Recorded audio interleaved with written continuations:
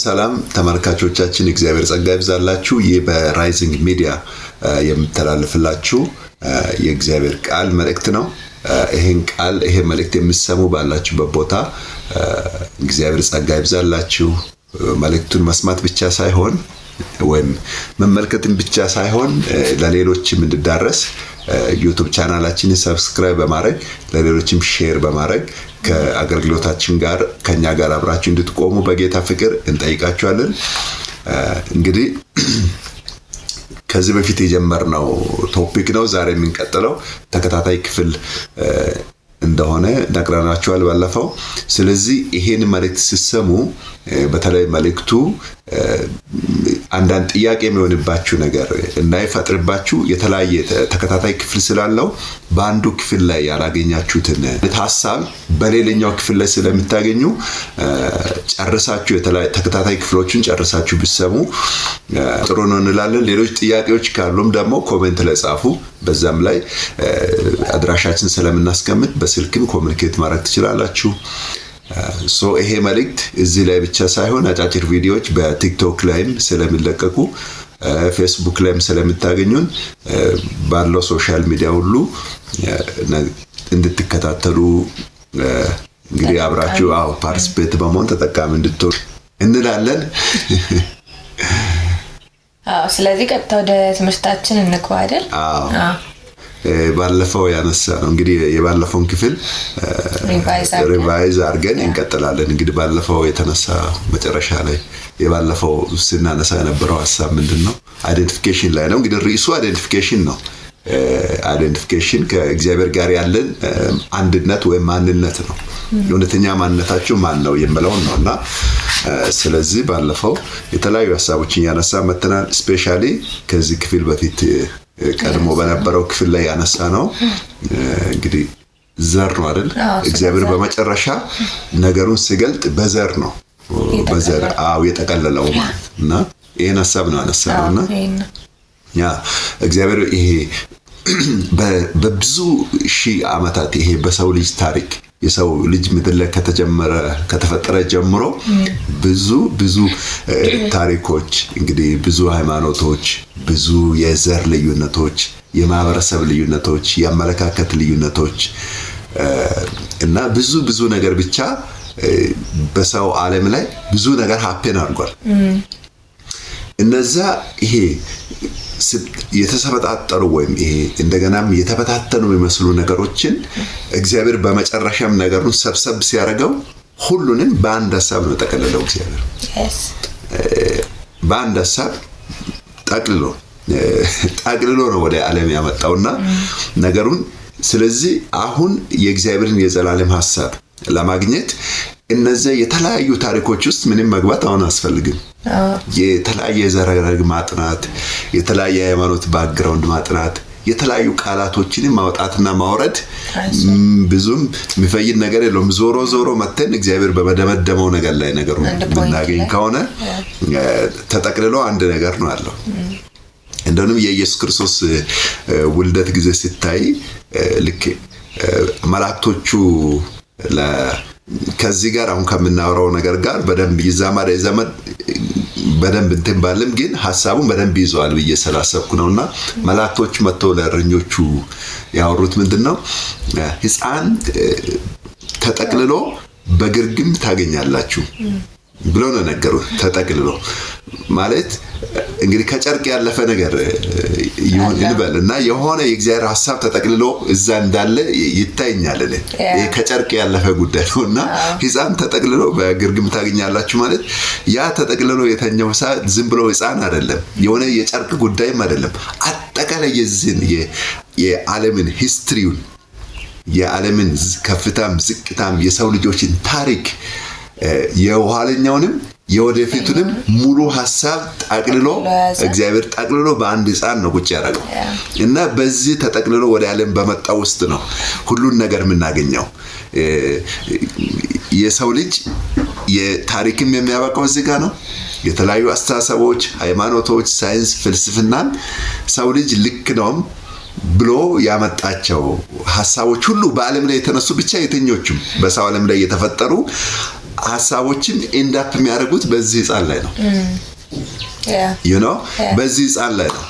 ሕፃን ተወልዶልናል፣ ወንድ ልጅም ተሰጥቶናል፣ አለቅነት በጫንቃው ላይ፣ ስሙ ድንቅ መካር፣ ኃያል አምላክ፣ የዘላለም አባት፣ የሰላም አለቃ ተብሎ ይጠራል።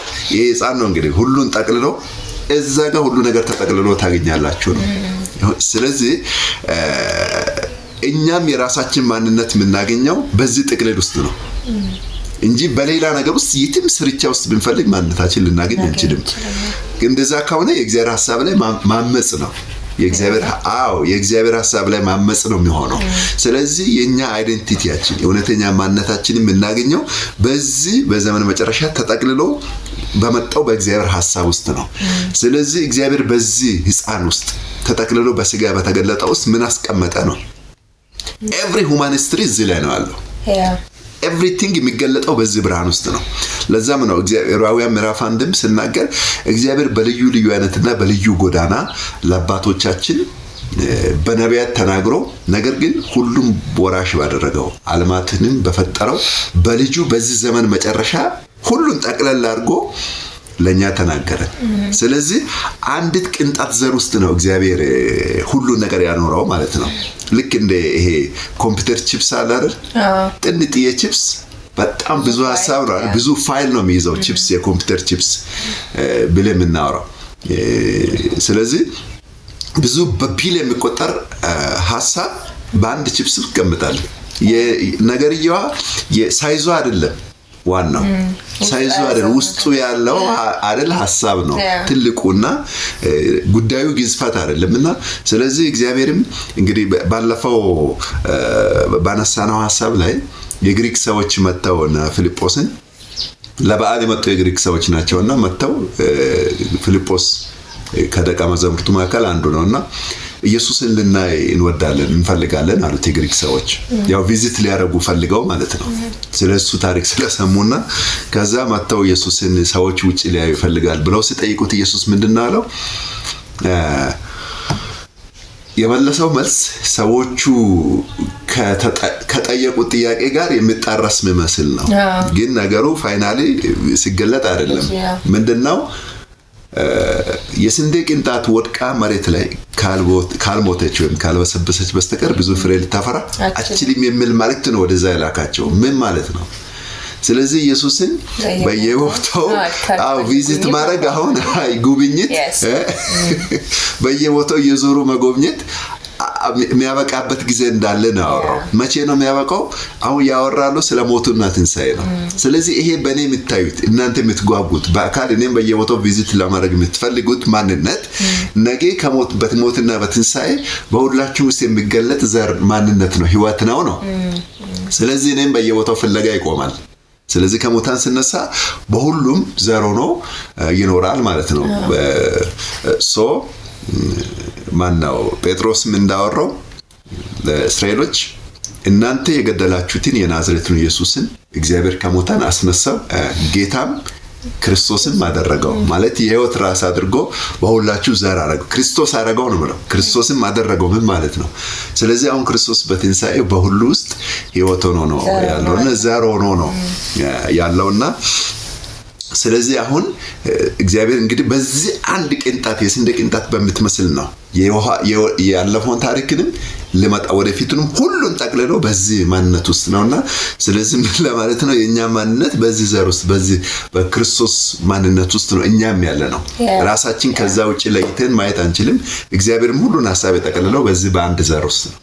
ስለዚህ እዛ ውስጥ ነው ራሳችን ዲስኮቨር የምናደርገውና እንግዲህ መንፈስ ቅዱስ ይርዳን፣ አይናችንን ይክፈት፣ እውነተኛ ማንነታችን በዛ ውስጥ ዲስኮቨር እንድናደርግና ምንም ወዲያም ወዲም መቅበዝበዝ በሐሳብ መዋለል ምን ማንነኝ ምንድነው ብሎ መፈለግም ጊዜ ማጥፋት ነውና አደሰም ታይም ቅድም እንዳልኩም በእግዚአብሔር ሐሳብ ላይ እግዚአብሔር በመጨረሻ ነገሩ ይሄ ነው እኮ ብሎ በገለጠው ላይ ማመጽ ነው። እግዚአብሔር በተቀለለው ሐሳብ ላይ ማመጽም ስለሚሆን እንደውንም ይሄን እውነት ጥቅልል በመንፈስ ቅዱስ እየከፈትን ዲስከቨር እያደረግን ዋው እውነተኛ ማንነታችን እዛ ውስጥ ኢንጆይ እያደረግን ነው የምንኖረውና ስለዚህ ጉዳዩ በዘር እንደተጠቀለለ ነው ባለፈው ያየነውና የዛሬ ሐሳባችን እንግዲህ የሚሆነው እንግዲህ በዚህ መልኩ ኢየሱስ እንግዲህ በስጋ ወደዚህ ዓለም በስጋ ሲወለድ ሪሊ የኛን ማንነት ነው ተካፈለው። ስናየው የኛ ማንነት በሱም ዘንድ በእግዚአብሔር ዘንድም ደሴም ማንነት ነው እንዳለን ያየነው ማለት ሳይፈልግ አይደለም የለበሰው ስጋን ሳይፈልግ ፈልጎ ነው የለበሰው አይደል? ስጋ ፈልጎ ነው የለበሰው። ስለዚህ እሱ በመልበሱ ስጋ ከብሯል።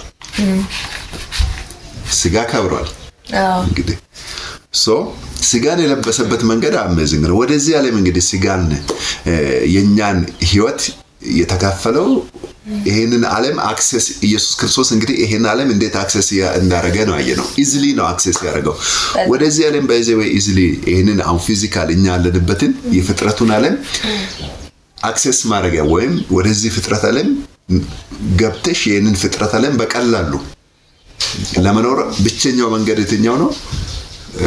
ውልደት ነው አይደል? በማህፀን ነው። በማህፀን ካልመጣ በስተቀር በዚህ ምድር ላይ ማንም ህጋዊ አይደለም። ህጋዊ ኤግዚስተንስ የለውም። ለዛም ነው መላእክቶቹም ሰይጣንም በዚህ ምድር ላይ የሰው ዓለም ስለሆነ ማንም በቀላሉ አክሰስ ማድረግ አይችልም። ምናልባት በዲሴፕሽን ሊሆን ይችላል። ለምሳሌ ሰይጣን የሚባለው ኤንቲቲ ሰውን ዲሲቭ በማድረግ የሆነ ድልድይ ሰርቶ በሆነ ወይ አክሰስ ሊያደርግ ይችላል፣ ግን ኤግዚስት ማድረግ አይችልም። ለዛም ነው ከሰውነት ጮሆ የሚወጣው። you see ኤግዚስተንስ የለውም። ለምን? በውልደት አይደለም። በውልደት መግባት አይችልም። ስለዚህ ወደዚህ ዓለም በውልደት መግባት የሚችለው ሰው የሆነ ብቻ ነው። ወይም ሰው በገባበት መንገድ እስካልተገባ ድረስ ይሄ ዓለም አክሰስ ማድረግ አይቻልም። ሰው በገባበት መንገድ ከገባሽ ደግሞ የሰውን ማንነት ለብሰሽ ነው የምትገብ ሙሉ በሙሉ ግማሽ ሰውነት መልበስ የሚባል ነገር የለም። ስለዚህ በማህፀን የመጣ ሁሉ ደሴ ማንነት ነው የሚካፈለው። ሰው የሆነውን ሁሉ ይሆናል። ለዛም ነው ኢየሱስ ክርስቶስ ፍጹም ሰው የሆነው። በማህፀን ስለገባ በውልደት ነው። በውልደት ስለገባ ለዛም ነውና ሌባው በበር አይገባም አይደል ያለው? ግን እውነተኛ የበጎች እረኛ በበር ነው የሚገባው። የትኛው ነው በሩ? በውልደት ነው። ስለዚህ ወደዚህ ዓለም ኢየሱስ የገባው በውልደት ስለሆነ ወገናችን ነው። ስለዚህ ከኛ ጋር ማንነትን ለመካፈል የኛ ማንነት ለመካፈል እሱ አንደኛ አልተሳቀቀም አይደለ? አይደንቲቲ ያወራን ስለሆነ ወገኖችና እግዚአብሔር የኛን ማንነት ለመካፈል አልተሳቀቀም። ወይም የኛ ማንነት እኛ ባለንበት ሁኔታ ገብቶ ነው ተካፈለው። የኛን ስጋ እኛ በመጣንበት መንገድ ነው። በውልደት ስለመጣ አፋችን ሞልተን ከኛ ጋር አንድ ነው የምንለው ፍጹም ሰው ነው። ምክንያቱም ከኃጢአት በስተቀር በነገር ሁሉ እንደኛ የተፈተነ ነው አይደለ? ስለዚህ ሰው የሆነውን ሁሉ ሆኗል አይደል? ሰው የሆነው ሁሉ በማህፀን የመጣ የተወለደ ማንም ሰው የሆነው ሁሉ በመሆኑ ከኛ ጋር አንድነቱን ባይፋ አውጇል ማለት ነው። ስለዚህ ከእግዚአብሔር ውጪ ከሰው ጋር አንድነቱን ባይፋ ያወጀ መላእክትም ሌላም አካል የለም። ስለዚህ ብቸኛው ከኛ ጋር አንድነቱን ማንነቱን ያወጀው እግዚአብሔር ነው። እሱም በምን መልኩ ነው? በውልደት ነው። ስለዚህ በውልደት አክሰስ ስላደረገ የመጨረሻ ከሰው ጋር አክሰስ ማድረግ መንገድ ከኛ ጋር የመጨረሻ ቅርበት መንገድ የትኛው ነው? ማህፀን ነው፣ ውልደት ነው። ብቸኛው ከሰው ጋር አክሰስ የሰውን ዓለም የሰውን ማንነት አክሰስ ማድረግ መንገድ ውልደት ነው። በውልደት የመጣ ሰው የሆነው ሁሉ ስጋና ደም ይካፈላል። ለዛ ነው በሞት ፍርሃት ውስጥ ያሉትን የአብርሃም ዘሮችን ነፃ ለማውጣት ከወንድሞቹ ጋር በደምና በስጋ ተካፈለ ነው ማለት። you see it's amazing። እግዚአብሔር ምን አይነት ፍቅር ነው! I can't ማለት እግዚአብሔር የሰው ልጆች ኮንፊውዥን ውስጥ ነበሩ። እኛ ማንን እግዚአብሔር ማን ብቻ የሁለት ዓለም ውጥረት ውስጥ የነበረው የሰው ልጅ ያሳረፈ ነው ይሄ። ለዛም ነው በጨለማ የህዝብ ታላቅ ብርሃንን አየ የተባለው። ማለት ኮንፊውዥን ውስጥ ነው የሰው ልጆች የነበሩትና ኦልዌስ ኩዌሽን ነው እግዚአብሔር የሚያደርጉ የነበሩት። በዛ ሁሉ ዘመናት ታሪክ ውስጥ እግዚአብሔር ጥያቄ ምልክት ሆኖ ነው የኖረውና የሆነ አስፈሪ እግዚአብሔር፣ አጥፊ እግዚአብሔር፣ ተበቃይ እግዚአብሔር አይነት ተደርጎ ነው። ነገር ግን በክርስቶስ ኢየሱስ በስጋ ሲገለጥ እኛ በመጣንበት ማህፀኑን ዲስትሮይ አድርጎ አይደለም የመጣው እኮ ሃምብሊ ነው በትህትና ነው የተወለደው በእኛው እኛ በመጣንበት መጻን ዋው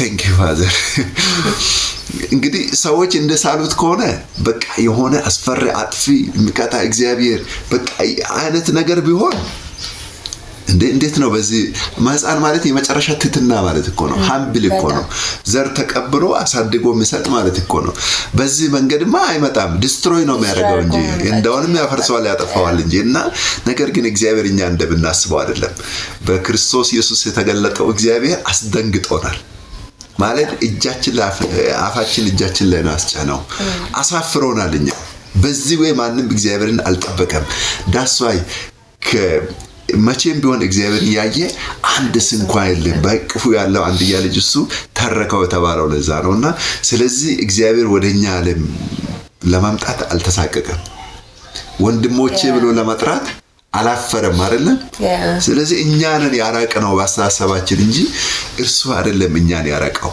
አለማራቁንም የመጨረሻ እንደው የገለጸው በማባባል አይደለም አባብሎ ግድላችሁ ምን እናንተ ቆከኔ ቅርብ ነኝ አይዟችሁ ከናንተ ጋር ነኝ ቢል እንደው የሆነ ጊዜ ይርቅ ይሆን ብለን እንጠራጠራለን አሁን ግን ሐሳብ መቀየር በማይችልበት መንገድ ወደኛ ዓለም ገብቷል እሱም በውልደት በማህፀን ነው በማህፀን ከገባ በኋላ ሐሳብ መቀየር ወደ ኋላ መመለስ አይቻልም የተወለደ ነገር ወደ ኋላ አይመለስም እንግዲህ ምናልባት በሞት ከሄደ ይሄዳል you see እንጂ ወደ ኋላ መመለስ አይችልም እና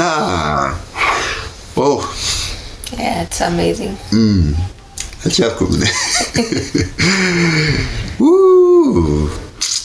really እግዚአብሔር ፍቅር ነው በጣም እግዚአብሔር ፍቅር ነው really ወንድሞች ጌታ ቀርብ ነው ከናንተ ሩቅ ነው እግዚአብሔር የለም እግዚአብሔርን አርቃችሁ አትመልከቱ እናንተ ለዛም ነው የሆነ ኢሳስ ላይ ገና ሳይጠሩኝ አቤት አቤት ይላል እግዚአብሔርና እኔ የቅርብ አምላክ እንጂ የሩቅ አምላክ አይደለሁም አይደል አንደኛው ትርጉም ላይ እንግሊዘኛ አንድ ቀን ሳነብነውና ገና ሳይጠሩኝ here I am ይላል ሳይጠሩኝ አቤት አቤት ይላል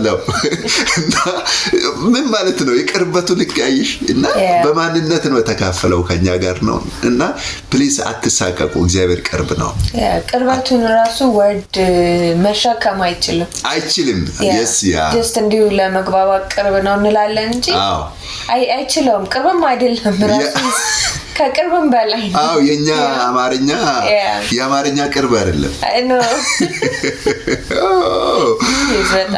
it's amazing በዚህ እግዚአብሔር መዳፈር የለም ራሱ ህይወት ነው በእኛ ከመጣ እንደውም እግዚአብሔር ህይወት ሰጠ ከምንለው ራሱ ህይወት ነው በእኛ የመጣው ህይወት ሰጠ እንደው ስጦታ ሰጥቶ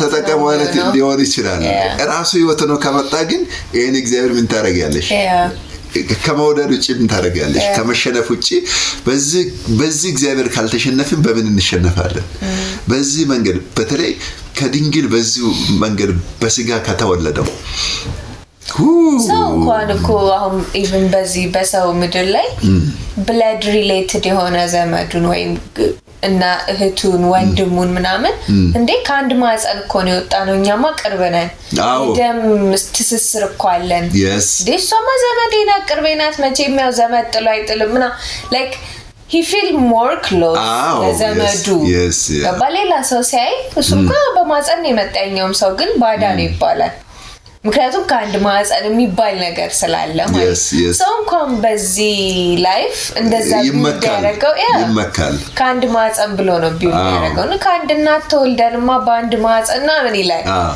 so Christ ደግሞ እንደኛ የሁሉ ፈጣሪ ከመጣ እንግዲህ የሁሉ ፈጣሪ የሆነው የሁሉ መነሻ አይደል ሕፃን ተወልዶልናል ወንድ ልጅም ተሰጥቶናል አለቅነት በጫንቃው ላይ ስሙ ድንቅ መካር ኃያል አምላክ የዘላለም አባት የሰላም አለቃ ሆኖ የኛ ማህፀን እኛ የመጣንበት ዲሴምበር በዚህ ማህፀን ከተጋራ ምን አይነት ትትና ምን አይነት ፍቅር ይሄ ፍቅር ቃላት አለ ወይ እንደ እሱ እኮ ያለዚህ ማህፀን ለብቻው ሆኖ ለመኖር ብዙ ቻንስ አለው እኮ ለብቻው እርቆ ለመኖር አይደለም ይችላል እኮ ግን እዚህ ጋር ሲመጣ ጉዳዩ ሌላ ነው አሁን የመቻል ያለ መቻል ጉዳይ አይደለም አሁን ባለፈው ነገር አንስተን ነበር እግዚአብሔር ፍቅር የለውም ራሱ እግዚአብሔር ፍቅር ነው ስለዚህ ፍቅር ክሬዚ ነው ራሱ ፍቅር ነው this crazy love ማለት እንደዛ ነው ፍቅር የትም አይኖርም ከኛ ጋር ደሴም ስታንዳርድ ያለው ሰው ቢሆን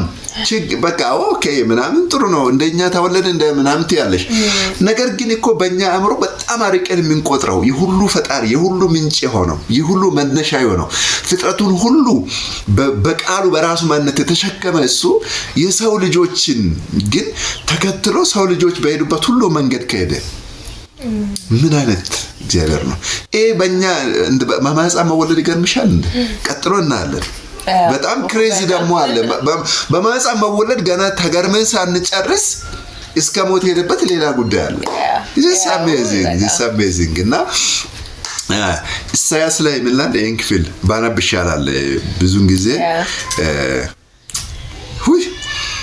የኛ አመለካከት ነው እንጂ ችግር የሆነው ሪሊ እግዚአብሔር እንደዛ አይደለም የሚያስበው አሁንም ቢሆን ይሄን ስናወራ በእግዚአብሔር ላይ መዳፈር ነው መስለን ኖ ይሄም የኛ አሳሰብ ነው እግዚአብሔር እንደዛ አይደለም ያለ እንደውንም እውነተኛው መንገዱ ይሄ ነው በዚህ የራሳችን ወቁ ነው አይደል ህዝቤ ዕውቀት ከማጣቱ ተነሳ ጠፋ አይደል የተኛውን ዕውቀት እግዚአብሔር እኛ የሚያውቅበት ዕውቀት እግዚአብሔር ራሱ የሚያይበት እኛን የሚያይበት መንገድ ነው አላወቅ ነው ይሄን ካላወቅን ዲስትሮይ ነው ምን ነው በቃ ሌላ ምንም አማራጭ የለንም እግዚአብሔር በዚህ መልኩ እግዚአብሔር በዚህ የተገለጠበት መንገድ ይሄን ዕውቀት ወደ ጎን ከገፋን ምን መዳኛ አለን ምን ማይጃለን እግዚአብሔር ከተገለጠ ራሱን ከገለጠበት ውጪ ማየት ምን ማለት ነው አንደኛ ትዕቢት ነው አይ ልክ አይደለህ መንገድ እንዴት ለምን ካልን ይሄ ትዕቢት ነው የሚሆነው ትዕቢትና ማለት ለምንና ይሄንን እውነት ሃምብልን እንቀበል ያስፈልጋል ባይነኝ እኔ ኢሳይያስ ምዕራፍ 55 ላይ ቁጥር 8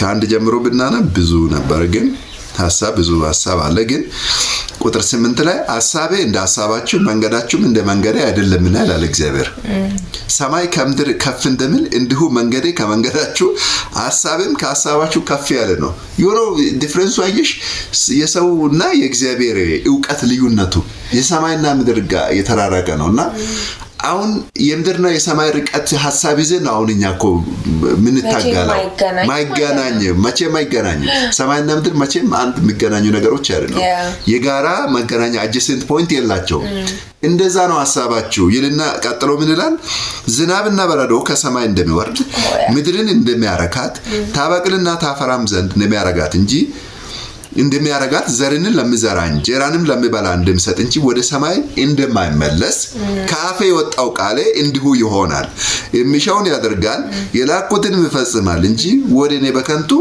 አይመለስም you know what ስለዚህ አሁን የኛን ሰማይና ምድር የተራራቀውን ሐሳብ እግዚአብሔር የራሱን ሐሳብ ደግሞ በምን መንገዱ ያየ እንደሆነ ነው እየገለጸ ያለው ዝናብና በረዶ ምድር ከነካ በኋላ እንግዲህ ምድር ዘር ትሰጣለች በዚህ ወይ ምድር ምላሽ የሚሰጠው ለዝናብ ነው ዝናብ እስካልነካ ድረስ የፈለገ ዘር እኮ ምድር ውስጥ አለ ተክል አለ እኮ ግን አትሰጥም አቅሟን አታበቅልም ስለዚህ የግድ ዝናብ መንካት አለበት እውነተኛ ማንነቷ የምትለቀው መቼ ነው ዝናብ መጥቶ እስከነካ ነው እንጂ ብዙ ሐሳብ ብናወራ ምድርን ብናደንቃት ብዙ ዝርዝር ሐሳብ ብናጠና በጂኦሎጂ ብናጠና ምድር አታበቅልም ብቸኛ ሃምብል ምትሆነው የምትንቀጠቀጠው የምትታዘዘው ሪስፖንድ የምታረገው ለዝናብ ነው ስለዚህ የሰው ማንነትም ለእግዚአብሔር ቃል ብቻ ነው ሪስፖንድ የሚያደርገው በእኛ ዕውቀት ሰውን ብዙ ዲፋይን ብናረግ ስለ ሰው ብዙ ብናጠና ፎሲል ብናጠና ሳይንስና ፍልስፍና ብናመጣ መቼም ቢሆን እውነተኛ ማንነት ቢልድ ማድረግ አንችልም ብቸኛው መንገድ የእግዚአብሔር ቃል እኛን ስለካ ብቻ ነው እውነተኛ ማንነታችን ግልጽ ነው የሚወጣው ስለዚህ ዝናብ መሬትን ከነካ በኋላ ታነው ወደ ላይ አይደም የት ነው የምታየው በበቀለው በተክሎች ነው የምናገኘው ስለዚህ ዝናቡም መሬቱም በአንድ ይታረቃሉ ምኑ ጋር ነው የሚታረቁት ተክል ላይ ነው የምታየው አረንጓዴ ላይ ሳር ላይ ቅጠላቅጠል ነው የምታየው ስለዚህ ለየብቻ አይታዩም ዝናብ መሬትን ከነካ በኋላ ለየብቻ አይታዩም ምኑ ጋር ነው ተክል ላይ ዛፍ ላይ ነው የምታየው ልክ እንደዛ ነው እግዚአብሔር ይያለ ያለው ካፌ የሚወጣው ቃል እንደዛ ይሆናል የሚሻውን ያደርጋል የላኩትን ይፈጽማል እንጂ ወደ እኔ በከንቱ አይመለስም። ከእግዚአብሔር አፍ የወጣው ቃል ሥጋ የሆነው መጣው ክርስቶስ ነው አይደል? እሱ ወደ ምድር እግዚአብሔር የዘራው ያዘነበው ዝናብ ነው። ወደ ምድር የመጣ እግዚአብሔር ቃል ነው። ከእግዚአብሔር አፍ የወጣ ቃል ነው። ስለዚህ ይሄ ከእግዚአብሔር አፍ የወጣው ቃል በምድር ላይ እንደ ቅንጣት ተዘርቶ ከሙታን ሲነሳ ለብቻው ተነስቶ ብድግ ብሎ አይደለም የሚሄደው። ከሙታን ሲነሳ ግን ሰውነትን ይዞ ነው የተነሳው። የሰው ልጅ ይዞ ነው የተነሳው። you see እንዴት እግዚአብሔር የሰውን ዓለም ከራሱ ጋር እንዴት አንድ አድርጎ እንደሚያዛምደው አንድ አድርጎ እንዴት እንደቆጠረ እንመለከታለንና what a genius God። ስለዚህ ቃል ሥጋ ሆነ ማለት የእግዚአብሔርና የሰው ልጅ በአንድ አካል የተታረቁበት በአንድ አካል የተገናኙበት መንገድ ነው። ስለዚህ እግዚአብሔር የኛን ቅድመ ሁኔታ አልጠበቀም። ይልቁን በእኛው ዓለም የዘላለም ሐሳቡን ነው ያከናወነው። ስለዚህ ልክ ከእግዚአብሔር ማለት ከሰማይ የወጣው ዝናብ የወረደው መሬት ሲነካ መሬት ዛፍ እንደምታበቅል ዝናብና መሬቱ በአንድ አካል እንደሚታዩ በተክል ላይ አውትካሙ ይሄ ውጤቱ ምኑ ላይ ነው የሚታየው? በተክል ነው የሚታየው። ስለዚህ ከእግዚአብሔር አፍ የወጣው ቃል ክርስቶስ ተዘርቶ እንደዘር ነው። ባለፈው ያነሳነው ይሄንን ነው። እንደዘር መሬት ተዘርቶ ከሙታን ተነስቷል። ወንጌሉ መሰረቱ እዚህ ላይ አይደለም? ጳውሎስ የተናገረው አንድ ቦታ ላይ ወንጌልም በሥጋ የዳዊት ዘር ስለሆነው በመንፈስም ከሙታን በመነሳቱ በኃይል የእግዚአብሔር ልጅ ሆኖ ስለተነሳው ስለ ኢየሱስ ክርስቶስ ነው አለ። እዩሲ የጳውሎስ የሚናገረው ወንጌል የቱ ጋር ስፓይን እንደሚያደርግ ይሄ ትንሣኤው ጋር ነው። ከሙታን መነሳቱ ጋር ነው። ከሙታን ሲነሳ ኢየሱስ ክርስቶስ ሞቶ በቃ መስቀል ላይ ገደሉት። ከዛ በኋላ ሲነሳ ሹልክ ብሎ ተነስቶ አያችሁ ገድላችሁ ነበር ይሄው ተነስቻለሁ ብሎ ብድግ ብሎ አይደለም የሄደው። ኖ ከሙታን ሲነሳ ሁለንተና ሰውነትን ነው ይዞ የተነሳው። የሰው ልጅ ነው ከሙታን የተነሳው። ትንሣኤ ማለት የሰው ልጆችን ነው ከሙታን ይዞ የተነሳው። ሰማይና ምድር በዚህ ነው ጂነስሊ የተገናኙ። ቅድም ያነሳው ነው ይሄን ነው የገረመን። ጭራሽ ቅድም በዚህ ማህፀን እግዚአብሔር ራሱ የኛን ማህፀን ተካፍሎ ፍጹም ሰው ሆኖ መምጣቱስ ማይንድ ብሎዊንግ አሜዚንግ። ቃላት የለንም ለመናገር ኤንቲቲና ኤን ፍቅር ዲፋይን ማድረግ ምንችልበት ቃላትም የለም።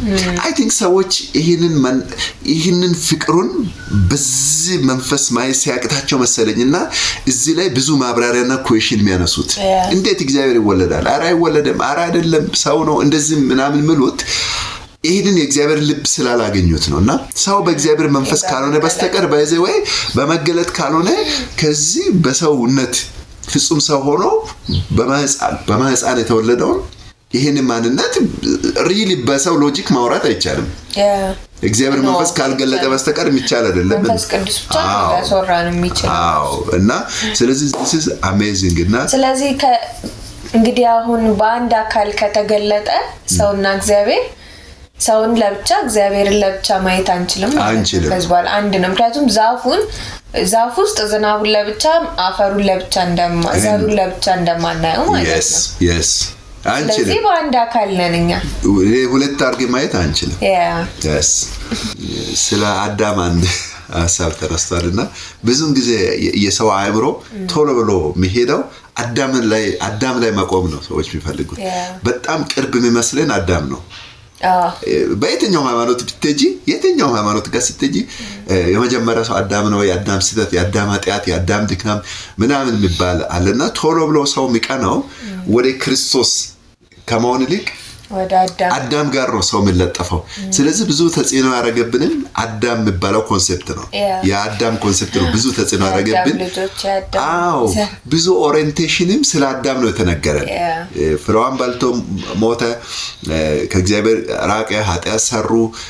ፍሬ ባይበሉ ኖሮ ዛሬ ራሳችንና ልጆቻችን ገነት ውስጥ ነበረ። እኛም እዛ ውስጥ ዋና እየዋኘን ቆንጆ ፍራፍሬ እየበላን ሞር የምናቀርበው አዳም ነው ከኢየሱስ ይልቅ። ከኢየሱስ እንጂ አዳም አባታችን ምናምን ራሳችን ቶሎ ብለን አይደንቲፋይ የምናደርገው በቃ አዳም ጎን ነው የምንቆመውና እኔ ለምን እንደሆነ ብዙ ኩዌሽን ያደርግብኛል። እና ለምን አዳምን ስታየው በግልጽ እንደምናገረው አዳም ሊመጣ ላለው ጥላ ነው እንጂ አካሉ ክርስቶስ ነው አይደለ?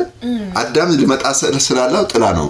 አሁን ስለ ክርስቶስ አሁን ከአካልና ከጥላ የትኛው ነው የሚቀድመው? አካል ነው የሚቀድመው። አካል በሌለበት ጥላ አይኖርም። ስለዚህ የሆነ አካል ቆሟል፣ ግን ያ ጥላ አካሉን ጥላ አይደለም፣ ጥላው አካል እንዳለ አይደለም ያሳየው፣ ራሱ አካል መኖሩ ነው። አካል መኖሩ ነው ጥላ ያሳየው። ስለዚህ ጥላ ላይ ጊዜ አታጠፍም እኮ። ለምሳሌ አሁን ያንቺ ጥላ ላይ አፍንጫ፣ አይን፣ ጆሮ፣ ጸጉር ምናምን አይታይም። እኔ አሁን አንቺን ለማግባት ስፈልግ በዚህ እቺ ባለቤቴ ናት፣ አሜዚንግ አስገራሚ ነች እና እየተወደደች ባለቤቴ ነሽ። እና ለዛም በጣም የምታምር ቆንጂዬ እና የሚገርም ደግሞ የእግዚአብሔር ልብ ያላትና ለዚህም ነው አብረን ኢዚሊ የእግዚአብሔር ቃል በደንብ ተግባብተን ፍለው ያደረግን ያለ ነውና አንቺ እንግዲህ ከኔ ጋር ስለሆንሽ በጣም ደስተኛ ነኝ። እግዚአብሔርን በጣም አመሰግናለሁ። እኔ ግን አንቺ መጀመሪያ እኔ ሳገኝሽ ጥላሽን አይደለም አንቺን ነው አየሁት። እንግዲህ ጥላሽ ላይ አፍንጫሽን አላይም፣ ጥላሽ ላይ ጆሮሽን አላይም፣ ይሄን የመሰለ የሚያምር ጸጉርሽን አላይም። እንግዲህ የተማረኩት በአካል አንቺን አይቼ ነው እንጂ ጥላሽን አይቼ ጥላሽ እኮ በእርግጥ አለ አንቺ ባለሽበት። ስለዚህ ጥላሽ ላይ አልቆምም።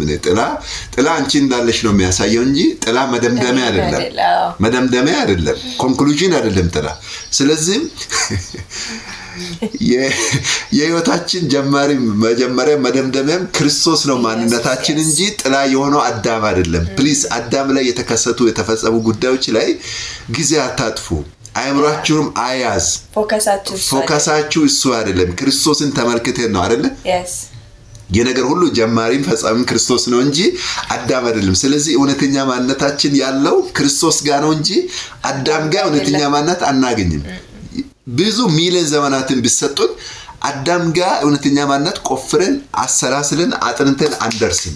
ስለዚህ እንደው አዳም ጋር የተነሱ ጥያቄዎች ዛፉም ቅጠሉም ፍሬውም ገነቱም ለጊዜው ይቆይና እስቲ በክርስቶስ ኢየሱስ የተፈጸሙ ነገሮች ላይ ፎከስ እናድርግ። እስቲ እዛ ጋር ነው ብዙ ብርሃን የምናገኘው። ስለዚህ የቀደመው አካል ነው እንጂ ጥላ ሊሆን አይችልም። ስለዚህ እንደውንም አዳም የክርስቶስ መኖርን ነው ያሳየው እንጂ ክርስቶስ የአዳም መኖሩን አይደለም እኮ ያሳየው አይደል? እዚህ ጋር መታወቅ ያለበት ሊመጣ ያለው ክርስቶስ ነው ያሳየው አዳም እንጂ ክርስቶስ አይደለም።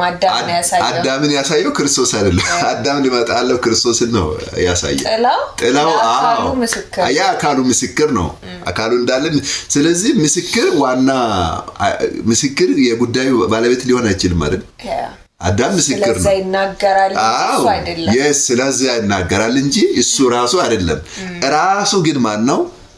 ክርስቶስ ነው። ስለዚህ ማንነታችን አይደንቲቲያችን ከክርስቶስ ጋር ነው የተሰፋው እንጂ ከአዳም ጋር አይደለም ማለት ነው። ስለዚህ እውነተኛ ማንነታችን የምታገኙ ክርስቶስ ጋር ነው። ክርስቶስ የእግዚአብሔር ልጅ ነው፣ እኛም የእግዚአብሔር ልጆች ነን። ክርስቶስ ከሙታን ተነስቷል፣ እኛም ተነስተናል። ክርስቶስ ዘላለማዊ ነው፣ እኛም ዘላለማዊ ነን። ኤቭሪቲንግ ኢች ኤንድ ኤቭሪቲንግ ኑክ ኤንድ ክራን የሚባል ነገር አለ እንግሊዘኛ። ከሊቅ እስከ ደቂቅ አይነት ነው ቃል በቃል አማርኛ ቋንቋ ትርጉም ባላቅም እና እያንዳንዷ ፖይንት ከክርስቶስ ጋር የተያዘ ነው። የኛ ጅማት አጥንታችን እያንዳንዱ ሴልና ሆርሞናችን ኢንጂነር የተደረገው ከእርሱ ጋር ነው። ማች የምናደርገው ከእርሱ ጋር ነው። ትራክ ብናደርግ የራሱ ማንነታችን የምናገኘው እሱ ጋር ነው። ሂዝ አወር ትሩ ትራክ። በቃ እውነተኛ ማንነታችን ዲስከቨር የምናደርገው እሱ ጋር ነው፣ ክርስቶስ ጋር ነው። ስለዚህ እውነተኛ አይደንቲቲያችን ክርስቶስ ጋር ነው እንጂ አዳም ጋር የቀረን የተቀመጠ ነገርም የለም። ስለዚህ እንደዚህ ከሆነ አይደንቲቲያችን የሚጀምረው አዳም ጋር ሳይሆን ከዘላለም ከክርስቶስ ጋር ነው የሚጀምረው። ስለዚህ የሰው ልጅ እንደሆነ በአዳም ከመውደቁ በፊት ኦልሬዲ በክርስቶስ ተገኝቷል። the amazing part እኛ መውደቁ ላይ ነው ፎከስ ያደረግነው። ኦልሬዲ በክርስቶስ ከዘላለም በእግዚአብሔር ዘንድ በክርስቶስ ተገኝቷል የሰው ልጅ ከመውደቁ በፊት። ስለዚህ በአዳም ወድቀናል፣ ተሰብረናል፣ ተንከባለናል። እነዚህ ትርክቶች ናቸው፣ ያብቆ ነው። ስለዚህ አዳም ሊመጣ ስላለው ምስክር ነው፣ ጥላ ነው። ዳሷ ኢየሱስ ክርስቶስ ዮሐንስ 5:39 ላይ ነው እናንተ የአይሁዶችን ነው እንግዲህ ያወራለው እናንተ በመጻሕፍት ሕይወት ያለ ይመስላችኋልና መጻሕፍትን ትመረምራላችሁ እነዚያ ስለኔ እኮ የተጻፉ የሚመሰክሩ ናቸው ስለኔ የሚመሰክሩ ናቸው እንግዲህ አዳም አንዱ በመጽሐፍ የተገለጠ ሰው ነው አይደል ስለዚህ ስለ ክርስቶስ ለማጣ ስላለው ነው የመሰከረ ነበረው እንጂ በራሱ እዛ ጋር ማብቂያው አይደለም መደምደሚያችን አዳም አይደለም ስለዚህ ከአዳም ጋር የተያዙ ጉዳዮችን እዚህ ጋር ብናበቃ በካይምሮአችን እናጥፋ በእግዚአብሔር ዘንድ አልቋል በምንድነው ያበቃው አዳም መስቀሉ ጋር በሞት ነው ያበቃው የክርስቶስ መስቀል ከአዳም ጀምሮ የሰው ልጆች ከአዳም ጀምሮ ዴቨሎፕ ያደረጉትን ማንነት ነው ሊያስወግደው አሮጌ ማንነት ነው የሚባለው ያ የሚያረጅ ማንነት አሮጌ ማለት የሚያረጅ ነው የሆነ ጊዜ ጀምሮ የሆነ ጋር የሚያረጅ ማለት ነው ስለዚህ አዳምን ጥላነቱ አሁን ለምሳሌ አንቺ ጥላ የሚጠፋበት ፖይንት አለ በቀን ውስጥ የቱ ጋር ነው ጥላ የሚጠፋው የሰው አናት ላይ ስትሆን ቀትር ሲሆን ጥላ አናገኝም ስለዚህ ጥላ እንግዳ ነገር ነው ያረጃል ያልፋል ስለዚህ ክርስቶስም እንደ ንጋት ኮከብ በዓለሙ ሁሉ ፊት ያበራል ብርሃን ነው ስለዚህ ጥላ የለም አሁን ቦግ ብሎ አበራ አሁን ስለዚህ ለዛም ነው በእርሱ ዘንድ ከመዞር የተደረገ ጥላ የለምና ስለዚህ በእግዚአብሔር ዘንድ በክርስቶስ ተገልጦ ስናይ አንድ የተሰወረ የተደበቀ አጀንዳ ሌላ ማንነትም የለንም ስለዚህ ማንነታችን ያለው በክርስቶስ ነው በክርስቶስ ያለ ማንነት ነው ለተኛ ማንነታችን let us enjoy Christ let's enjoy God is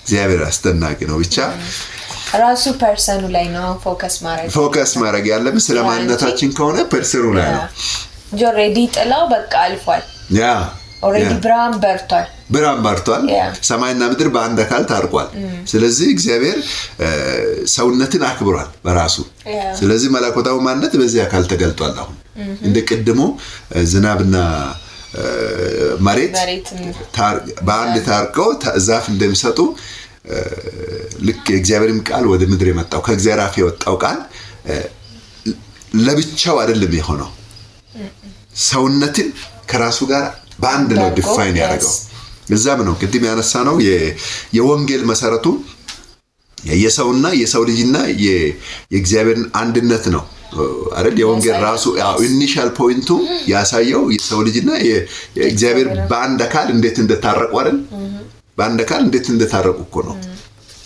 ሶ ላምብ እንጂ ናው እንዳነብ ፈቃጅልኝ አንዳንድ ፖይንቶችን ሁለተኛ ቆሮንቶስ 5 ናምብ ቁጥር 13 እብዶች ብንሆን ለእግዚአብሔር ነው ባለአእምሮች ብንሆን ለእናንተ ነው ማለት በእግዚአብሔር ፊት ስንሆን ራሳችን እግዚአብሔር በዚህ መልኩ እግዚአብሔር የሰራውን ነገር ስናይ በእርሱ ፌስ ቱ ፌስ ስንሆን we are crazy እብድ ነው የምንሆነው ሐሳቡን ግን ለእናንተ ስናወራ ነው ጳውሎስ የተናገረ እናንተ ጋር ስንመጣ ግን በአእምሮ ነው የምናወራችሁ ጉዳዩ ግን በአእምሮ ብቻ የሚያስወራ አይደለም ነው ለምን ቀጥሎ ይላል እንደዚህ ይህን ስለቆረጥን የክርስቶስ ፍቅር ግድ ይለናል ያ አሁን እንደ እብድ ያረገን ያለ ነው የእግዚአብሔር ፍቅር ነው ለምን ምንድነው እብድ ያረጋው እሱን ይህን ስለቆረጥን ይላል የክርስቶስ ፍቅር ግድ ይለናል አንዱ ስለ ሁሉ ሞተ እንግዲያስ ሁሉ ሞቱ አንዱ ሆኖ አይደለም የሞተው እንግዲያስ ሁሉ ነው የሞቱት ስለዚህ በአንዱ ሞት ሁሉ ነው የሞተው ይሄ የእግዚአብሔር ማቴማቲክስ እንበለው ካልኩሌሽን ነው ለምሳሌ አዳም ሲሞት ሰው ሁሉ አሁን በአዳም መሞቱ ሰው ሁሉ ይቀበላል እኔ ለምን ሰዎች እንደሚከራከሩ ነው ማይገባኝ ሰው አዳም ሲሞት ሁላችንም ሞተናል ሁሉም ሰው ምለው በአዳም ውድቀት ሁሉም ወድቋል ነው አዳምን ግን በአይኑ ያየ ሰው እኮ የለም አው ለምንድን ነው እንደዚህ ምን ይላል አዳም ሰው ስለሆነ ሰው በመጣበት ማለት ከአዳም ዝርያው የአዳም ስለሆነ ሰው ከወደቀ ሰው ወድቋል ነው የሚባለው እንጂ እያንዳንዱ ሰው ተመልምሎ ለብቻው የወደቀ የለም አዳም ከወደቀ ሁሉም ወድቋል ለብቻው መንጻትም አይቻልም ለብቻ ንጹህ መሆን አይቻልም ንጹህ ለመሆን የመጀመሪያ ራስ የሆነ የመጀመሪያ ጀማሪ የሆነ የህይወት የዚህ የሰው ልጆች ራስ የመጀመሪያ ጀማሪ የሆነ ሰውዬ አንሲስተር መዝዳት አለበት እሱ ከጸዳ ሁሉም ነው መጸዳው እሱ ኮራፕት ካረገ አብዘር ስለሆነ ሁሉም ነው ኮራፕት የሚያደርገው እግዚአብሔርም እንግዲህ ይሄን ስላወቀ በዚህ መልኩ ነው እኛንም በዚህ መልኩ ነው አሁን ክርስቶስን ወደ ዓለም የገለጠው ስለዚህ አንዱ ሲሞት ሁሉም ነው የሞተው ማለት ነው ነጭ ጥቁር ወንድ ሴት የሚባል የቀረ የለም ሁሉም ነው የሞተው አንዱ ሲሞት ስለዚህ አንዱ ሞት ሁሉንም ነው ይዞ ሞተው ስለዚህ ክርስቶስም ሲሞት እንግዲህ እንደ አዳም እንግዲህ እሱ የኋለኛው አዳም ሆኖ ላይ ተገለጠው የኋለኛው አዳም ሆኖ ነው ክርስቶስ የተገለጠው ልክ እንደሱም አዳም ከሆነ እንግዲህ ክርስቶስ የኋለኛው አዳም ከሆነ የሰውን ዘር ሁሉ ነው የሚወክለው ሪፕሬዘንት የሚያደርገው ሁሉንም ሰው ሆኖ መገለጡም ለዚህ ነው ስለዚህ እሱ ሲሞት እንግዲህ ያው ጳውሎስ እየተናገረ ያለው ይህን ስለቆረጥን የክርስቶስ ፍቅር ግድ ይለናል አንዱ ስለ ሁሉ ሞተ እንግዲያስ ሁሉ ሞቱ የቀረ የለም ማለት ነው ሶ በህይወትም ያሉት አሁን በህይወት ያሉት በእንደለ እንግዲህ በህይወት ያሉት ማለት ነው ስለ እነርሱ ለሞተውና ለተነሳው እንጂ ወደፊት ለራሳቸው እንዳይኖሩ ስለ ሁሉ ሞተ በቃ አሁን ለብቻው ለራሱ ህይወት ብሎ የሚኖር ሰው የለም አሁን የቅድማ ተክል የቅድማ ዛፍ የራሴ ህይወት የምትለው ህይወት የላትም ከየትና የት መጣ ነው ከላይ ከዝናብ ከታች ከመሬት ከአፈር የመጣ ህይወት ነው ዛፉ ያለው ለብቻው ዛፉ ህይወት የለውም ዩሲ ስለዚህ አሁን ከዚህ በኋላ ሰው ልጅ ነጥሎ የራሴ ህይወት ብሎ የሚኖረው ህይወት የለም አይቻልም እዚህ ጋር ቁርጣችን እንወቅ ነው እግዚአብሔር በዚህ መልኩ ነው ነገሩን አንድ ጊዜ ደመደመው ስራውን ፍጹም የሆነው ለዚህ ነው እግዚአብሔር አሰራር በዚህ በኩል ነው እግዚአብሔር ሰውን ከራሱ ጋር አንድ አድርጎ የቆጠረው ማለት ነው ስለዚህ አንዱ ስለሁሉ ሞተ ስለዚህ ሁሉ ሞቱ ስለዚህ አሁን በህይወት ያሉት እንኳን ስለ እነርሱ ለሞተው ነው ለተነሳው እንጂ ወደፊት ለራሳቸው እንዳይኖሩ ስለ ሁሉ ሞተ አሁን እዚህ አንደርላይን ምናረጋው ሁለት ሐሳብ ነው አንደኛው በህይወትም ያሉ ስለ እነርሱ ለሞተው አንደኛ ልክ ስለ እነርሱ ነው የሞተው ሲሞት እነሱ ሞተዋል ማለት ነው ከዛስ ለተነሳው አሁን የሞተውም የተነሳውም ለማን ነው ለእነርሱ ነው እንጂ ወደፊት ለራሳቸው እንዳይኖሩ ስለ ሁሉ ሞተ ስለዚህ ሞትም እነሱ ለነሱ ነው የሞተው ሲነሳም ለነሱ ነው የተነሳው ስለዚህ የራሴ ህይወት ብሎ የሚሞተው አሁን የሚኖር ሰው የለም ስለዚህ ከኖርም የምንኖረው አሁን እየኖርን ያለነው የማን ህይወት ነው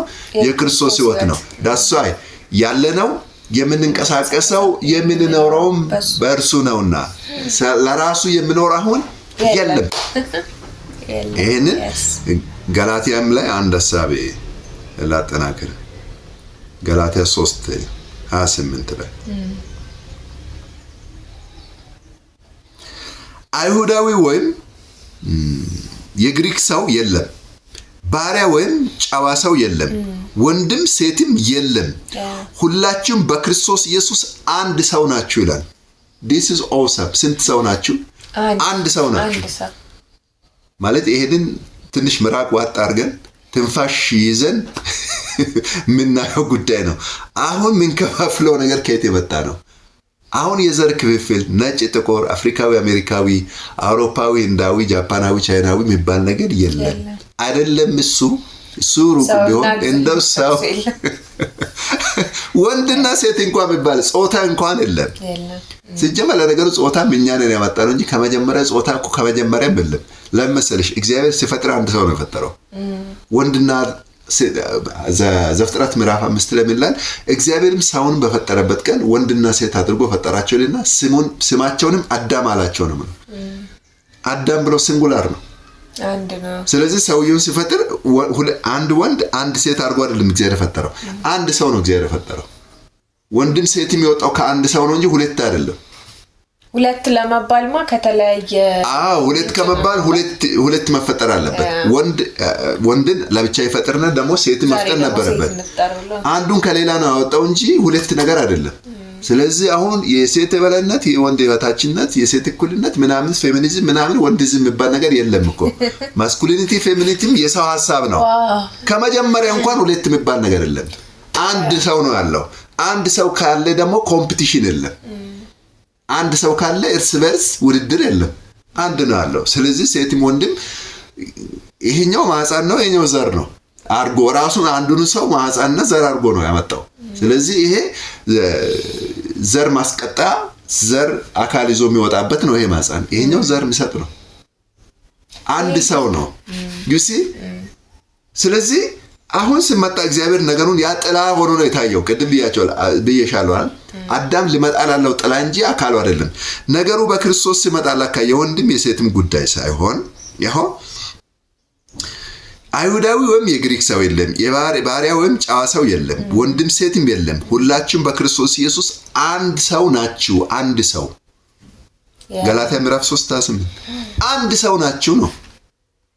አንድ ሰው ያም አንድ ሰው ማን ነው? አሁን ክርስቶስ ነው ያለው። ስለዚህ እኛ ምንድነን? አካል ነን። ክርስቶስን ምንገልጥ ድፋይ የምናደርግ ፊዚካል ዓለም ላይ አካል ነን። ዘሩ ማን ነው? ክርስቶስ ነው። በቃ ከሞታን የተነሳው አሁን ክርስቶስ ነው። ክርስቶስ ከሞታን ሲነሳ የህይወት ራስ ሆኖ ነው የተነሳው። የህይወት ራስ ሆኖ ስለተነሳ አሁን የሰው ልጅ የሚጠራው በእርሱ ነው። የበፊቱ የህይወት ራስ ማን ነው? መጀመሪያ በምድር ላይ የመጣው ሰውዬ ጥላም ቢሆን አዳም ነው። ስለዚህ ሁሉ በአዳም ነው የተጠራው። ለምን? የመጀመሪያ ሰው የራስ የሚባለው የመጀመሪያ ሰው አይደለ? በእርሱ ነው ሁሉም የአዳም ዘር እየተባለ የመጣው። ልክ የክርስቶስ መስቀል ጋር ሲመጣ ክርስቶስ እዛ ጋር የአዳምን ዘር ካታረገው የአዳም ዘር በጥንቃቄ ነው የተወገደው። በጣም ማለት ሁለተኛ ያ ዘር እንዳይቀጥል ያ ሐሳብ እንዳይቀጥል መስቀሉ ላይ ነው ያበቃው። ስለዚህ የመስቀሉ ቃል ፓወርፉል ነው። በጣም የመስቀሉ ቃል ለሚጠፉ ሞኝነት፣ ለኛ ለምንድን ግን የእግዚአብሔር ኃይል ነው።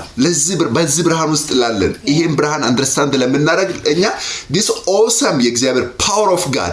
ስለዚህ መስቀል ጋር የተሰራው አንድ ሁለት ነገር ነው። አንደኛ የመጀመሪያ ከአዳም ጀምሮ የመጣው ዘር ኮምፕሊትሊ ካት ኦፍ የተደረገበት ዘሩ ከምድር ትውልዱ የተወገደበት ነው። ምድር ላይ ምንም ኤግዚስተንስ እንዳይኖር ነው የተደረገው። ኤግዚስተንስ እንዳይኖር ያደረገው ደግሞ ትልቁ ነገሩን በጣም ያጠነከረው ለምንድን ነው?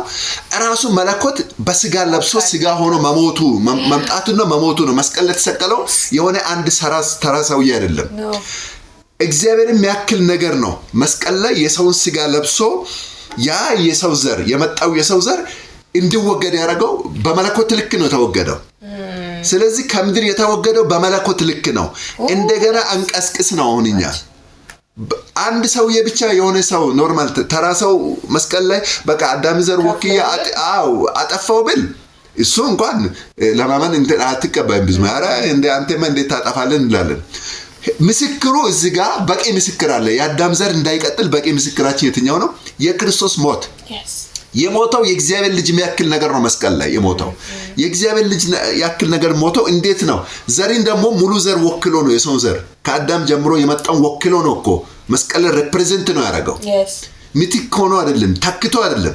ታክቶ ከሆነማ እሱ አንቺ የለሽበትም። ራሱ ሆኖ ነው አንቺ ነው ሪፕሬዘንት ሲያደርግ አሁን አንቺ አንድ ሰው ወክልና ሶስት አንቺ ነው አይደለ? ልክ የሰው ልጅ ቅድም ሁለተኛ ቆሮንቶስ እንኳን አንብበናል። አሁን በህይወት ያሉትም ወደፊት ለራሳቸው እንዳይኖሩ አይደለም ለሞተላቸውና ለተነሳው እንጂ ለራሳቸው እንዳይኖሩ ለሁሉ ሞተ አይደለም ነው። ስለዚህ ለሰው ልጅ ሁሉ ማሞቱ የሚያሳውቀው የእግዚአብሔር ልጅ ሆኖ መስቀል ለመሰቀሉ ነው። የእግዚአብሔር ልጅ የሰው ልጅ ሆኖ ነው። የሰው ልጅ የሆነበትም ዓላማ ያ ከአዳም ጀምሮ የመጣው ሮንግ ታውት የሰው ዘር ኮራፕት ያደረገ ማንነት መወገድ ነበረበት። ያንን የሚያስወግደው ደግሞ ብቸኛው ንጹህ የሆነ እግዚአብሔር ልጅ ብቻ ነው። እሱ ደግሞ መስቀል ላይ እሱ ሪፕሬዘንት አድርጎ ከተሰቀለ ከዚህ በኋላ ስለ አዳም ዘር ማሰብ አይቻልም። ስለ አዳም ዘር እንደገና አዳምን ከሞታን አስነስተን የምናስብ ከሆነ አመፀኞች ነን። በእግዚአብሔር ሐሳብ ላይ ተነስተናል። በእግዚአብሔር ሐሳብ ላይ ያመጽን ነው ማለት ነው። ራሳችንን ከዛ አንፃር ለመቁጠር ከሞከርን አንድ ሰው መላ ያው እግዚአብሔር አዳም ዘር አለብኝ ውስጣችን ለምናን ይሄ አመጽ ነው፣ ትትና አይደለም። በዛው የሌለ ነገር እኮ ነው። የደሞም የሌለ ነው። አንስቶ አዳምን ራሱ መልሶ ከሞተበት አንስቶ ራሱ ህይወት መስጠት አይችልም እኮ። እንዴት ይቻላል? ሐሳብ ውስጥ ነው ሬዲ። እንደው እኔ የአዳም ዘር ነኝ የሚያስበው እንጂ ሐሳብ ነው፣ ሪያሊቲ አይደለም። አዎ ከዛም የተነሳ ነው እኮ ብዙ ሰው በዘር ማንዘር መርገም የተሰራበ ድግምት መርገም በዘር ማንዘር አለብህ ይላል። ማን ነው የኔ ዘር? Yes, that's the point. ይሄ እኮ በእግዚአብሔር ሐሳብ ላይ ማመጽ ነው። ስለዚህ በእግዚአብሔር ዕውቀት ላይ በክርስቶስ ኢየሱስ ባለው በእግዚአብሔር ዕውቀት ላይ የምንነሳ ማንኛውንም የሰውን ሐሳብ እናፈርሳለን። አይሆንም። በክርስቶስ ኢየሱስ ያለው የእግዚአብሔር ዕውቀት የትኛው ነው? የመጀመሪያ የሰውን ዘር ኮምፕሊትሊ ከምድር ማስወገዱ። ይሄ መርገም፣ መተት፣ በሽታ ምናምን ተከትሎት የሚመጣው የሰው ዘር ያንን በክርስቶስ ኢየሱስ ለዛ ነው እኮ የክርስቶስ ሞት ያስፈልገው። ታዲያ ባይሆን ለምን ይሞታል? ዋይ ዌስት ኦፍ ታይም ነው የሚሆነው እኮ። ስለዚህ የኢየሱስ ሞት ማለት ያኛውንም ኮምፕሊትሊ ጠርቆ ከመንገድ ማስወገዱ ነው። ከዛ ማስወገዱ ለብቻ አይደለም እኮ የሚገርምሽ ማስወገዱ አይደለም አስወገደና ከሙታን ደግሞ ተነሳ ሲነሳ ንጹህ ሰውነትን ይዞ ነው የተነሳው እንጂ የተወገደው አይደለም ይዞ ተነሳው የተወገደው አበቃለት ከዚህ በኋላ ከምድር ተወግዷል የአዳም ዘር በምድር ላይ አሁን ሌጋል ኤግዚስተንስ የለው አንድ ሰው ምድር ላይ ሌጋል ቅድም እንዳልነው በምድር ላይ አንድ ሰው የምድር አክሰስ ፊዚካል ዓለሙን አክሰስ የሚያገኘው መብት የሚያገኘው በምንድን ነው በውልደት አይደል የሚመጣው ከዚህ ምድር ደግሞ አክሰስ የሚቆረጠው ካት ኦፍ የሚሆነው በምንድን ነው በሞት ነው ከዛ አንድ ሰው በሞት ከተወገደ በኋላ በዚህ ምድር ምንም ስልጣን መብት የለውም ስለዚህ አዳምን ከሙታን አስነስተን ስልጣን መስጠት አንችልም አመጽ ነው ይሄ በእግዚአብሔር ሐሳብ ላይ በእግዚአብሔር በዘላለም አጀንዳ ሐሳብ ላይ ማመጽ ነው ይሄ ይባካችሁ የሰው ልጆች እልከኞች አትሆኑ ነው እኔ ይሄ በእግዚአብሔር ሐሳብ ላይ ማመጽ ነው ከምድር ተወግዷል አዳም ይባላው ዝርያው ተወግዷል እንደገና በዚህ ምድር ላይ አክሰስ የምታገኘው ቅድም እንዳልነው በማህፀን አይደል ተወልደሽ አይደል ትንሳኤው ማለት ምን ማለት መሰለሽ አሁን በእግዚአብሔር ቋንቋ እናት ልጆች ስትወልድ አመጣ በማህፀን ነው እግዚአብሔር ደግሞ ብዙ ልጆችን ያመጣው በትንሳኤ ነው የወለደው እንደገና እግዚአብሔር ልጆችን የሰው ዘር በትንሳኤ ወለደ ስለዚህ የክርስቶስ ኢየሱስ ትንሳኤ ማለት የተገኘንበት የተወለድንበት ማህፀናችን ማለት ነው ብዙ ልጆችን የወለደበት እግዚአብሔር ብዙ ልጆችን ወደ ክብር ያመጣ ዘንድ የመዳናቸው ራስ በመከራ ፍጹም ሊያደርግ ዘንድ የተገባ ነውና ስለዚህ የክርስቶስ መከራ ሁለት ነገር ነው ዝጋ ያጎለው የመጀመሪያው ኮምፕሊትሊ ከምድር አስወገደው ሰው ቢባለው ዘር ለቃቅሞ ማለት በየትኛውም ፕላኔት ውስጥ ያዳም ቢባል ዘር አሁን አይገኝም አሁን ዘሩ የማን ነው በምድር ላይ ያለው የክርስቶስ ነው ለዛ ነው ክርስቶስ ጌታ ነው ብለን በዚህ ምድር ለምናውጀው ጌታ ማለት ራስ ማለት ነው የህይወት ራስ ነው የሰው ልጆች አሁን የህይወት ራስ ማን ነው ክርስቶስ ነው አሁን ለምን የሰው ዘር ሁሉ ከርሱ ነው አሁን የጀመረው ከአዳም አይደለም አሁን የሚቀጥለው ስለዚህ በትንሳኤው ማህፀን የሰው ልጆች አሁን ተወለዱ ሰውን በትንሳኤ ማህፀን ነው የወለደው ሲወልድ ደግሞ በሆነ ዓለም ላይ አይደለም የወለደን በጣም የሚገርምን ፓርት ማለት ነው ይሄኛው የምታየውን ፊዚካል ዓለም እግዚአብሔር አክሰስ ማድረጊያ መንገድ አንድ ብቻ ነው ውልደትን ነው ያስቀመጠው በመወለድ ነው ይሄን ዓለም በአካል በመወለድ ነው የምትወርሺው የዚህ ዓለም የትኛውን ነገር ጎቨር ማድረግ ምትችው መምራት ምትችው በዚህ ዓለም ላይ ባለው በየትኛው ነገር በመታየው በመዳሰው ዓለም ላይ መሳተፍ ምትችው በመወለድ ነው እግዚአብሔርም አሁንም ክርስቶስን ከሞታን ሲያስነሳ ማለት ውልደት ነው ትንሳኤ ማለት ሲያስነሳ በአካል ነው ክርስቶስ የተነሳው በስጋ በአካል በከበረ ማንነት በስጋ ነው የተነሳው ለዛ ነው ከሞታን ከተነሳ በኋላ እኮ 40 ቀን በተለያየ ሁኔታ እየተገለጠላቸው ኮንፊርም አረገ እንደውንም የመጀመሪያ የተጠራጠረው ቶማስ ነው እኔ ካላየው አላምንም ማለት ቶማስ የመጀመሪያ ማለት እሱ መንፈስ እንዴት ነው ከዚህ በኋላ እንዴት በስጋ ተነስታ ትላላችሁ ማለት የዋሹት ነው መሰለው ከዛ በኋላ የመጀመሪያ በተዘጋው ቤት ውስጥ ሲገለጥ ቶማስን ነው ቶማስ አለ አንተ እንደምታስበው መንፈስ ይሄ አካሌ ሰውነት የለውም ተመልከት የተወጋውን እጁን ጎኔን ተመልከት ብሎ እጁን ወደ ጎኑ ወሰደ ከዛ በኋላ ምንድነው ያለው ቶማስ ጌታዬ አምላኬ ማለት አንተ የህይወት ራስ ነህ ህይወት አሁን ካንተ ነው የሚጀምረው ስለዚህ በምድር ላይ ፊዚካል ዓለም ላይ ኢየሱስ ክርስቶስ ሙሉ አክሰስ አለው ለምን በስጋ ተነስቷል በስጋ ሰውነት ተነስቷል ስለዚህ በስጋ ሰውነት የተነሳው ወንድማችን ነው እኛም በሱ ነው መጠሪያችን አይዴንቲቲያችን አሁን በርሱ ነው ስለዚህ አሁን የአይሁድም የግሪክም ሰው መባልለም ባሪያ ጫዋ መባልለም ወንድ ሴት የለም ሁላችሁም በክርስቶስ ኢየሱስ አንድ ሰው ናችሁ አሁን ከሞታን ተነሳ አዳም እንደሚባለው በምድር ላይ ያለው አሁን አንድ ሰው ነው እሱ ማን ነው ክርስቶስ ነው ሁሉም የሚወለዱ የእግዚአብሔር ልጆች ናቸው ስለዚህ ትንሳኤ ማለት ሰውነት የሰው ልጅ የተወለደበት አዲስ ሰው የተወለደበት የእግዚአብሔር ማህፀን ማለት ነው ከሰው ማህፀን ከሴት እንደምንወለድም ሁላችንም ከእግዚአብሔር ማህፀን ነው የተወለድነው ስለዚህ ከዘላለም የነበረው ስለ ሰው ልጅ የነበረው ከዘላለም ሐሳብ በእግዚአብሔር ዘንድ የነበረው ሐሳብ በትንሳኤ ተወለደ ፋይናሊ እግዚአብሔር የዘላለም ሐሳቡን በትንሳኤ ፍጹም ማረጋው ማለት ነው ስለዚህ በአዳም ዘንድ የነበረው ሰው ሆኖ መገኘት ማህፀንና ዘር ሆኖ መገኘት መዋለድ ያ ጥላ ነው ሁሉም እንደ ጥላ ነው የመጣው በመጨረሻም በአካል ሲገለጥ ለካ እግዚአብሔር ልጆችን በወለደበት መልኩ ግልጽ ሆነ ማለት ነው ስለዚህ አሁን የነበረው የሰው ልጅ መዋለድ በምድር ለመባዛት ሁሉ ጥላ ነው ከአዳም ጀምሮ የመጣው አሁንስ ሪሊ ነገርየው በአደባባይ ሲመጣ ለካስ ብዙ ልጆችን እግዚአብሔር ነው የሚወልደው። የእግዚአብሔር ልጅነት ነው ወደ አደባባይ መጣው። የዘላለም ልጅነት፣ የማይሞት የማይበሰብስ ልጅነት፣ የማይጠፋ የዘላለም ልጅነት ነው በክርስቶስ ኢየሱስ በእግዚአብሔር አሰራር ወደ አደባባይ የመጣው።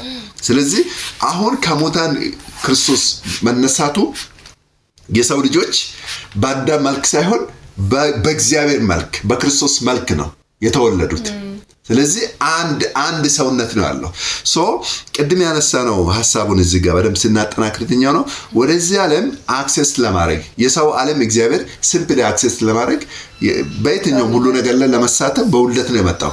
አሁንም ልክ እንደሱ እኛም የእግዚአብሔርን ዓለም አክሰስ ለማድረግ በቀላሉ አክሰስ ማድረግ መቻላችን የተገለጠው ምንድነው? በውልደት ነው የተገኘ ነው። በውልደት እስከተገኘን ድረስ የእግዚአብሔር ዓለም ለኛ አሁን ሩቅ አይደለም። መንፈሳዊ ዓለም ሩቅ አይደለም። የእግዚአብሔር አባትነት ሩቅ አይደለም። የእግዚአብሔር መንግስት አሁን ሩቅ አይደለም። ለምን? እግዚአብሔር መንገዱን አላወሳሰበውም። በውልደት ነው። አንድ ሕፃን ወደዚህ ምድር ላይ አንድ ሰው ወደዚህ ምድር ለመገኘት አልተወሳሰበም እኮ። አባትና እናት አብረው መተኘት ነው። ቀላል ነው መንገዱ። ታኙ፣ ተጸነሰ፣ 9 ወር ብቻ ነው የተቆረጠው፣ ተወለደ። ስለዚህ አሁንም እኛም የእግዚአብሔርን ዓለም አክሰስ ያደረግንበት ቀላልና ሲምፕል መንገድ የትኛው ነው? በውልደት ነው። ስለዚህ ክርስቶስ ኢየሱስ ከሙታን በመነሳቱ እርሱ የኛን ዓለም እኛን ነው አክሰስ እንዳደረገ ሁሉ እኛም የእግዚአብሔርን ዓለም በውልደት በእሱ ማንነት በመካፈል በትንሳኤው አክሰስ አድርገናል። ስለዚህ ሰውና እግዚአብሔር በዚህ መልኩ በአንድ አካል ተገናኝቷልና ስለዚህ እግዚአብሔር በአካል ተገልጦ በሁላችንም ሕያው ሆኖ ይኖራል። ሰማይና ምድር በዚህ ሐሳብ በአንድ ታርቋል ማለት ነው። ይሄ ነው እና ይሄ ሁሉ ደግሞ ይሄ ሐሳብ የሰው ማንነት ወይም አይደንቲቲውን የሚገልጽ ነው።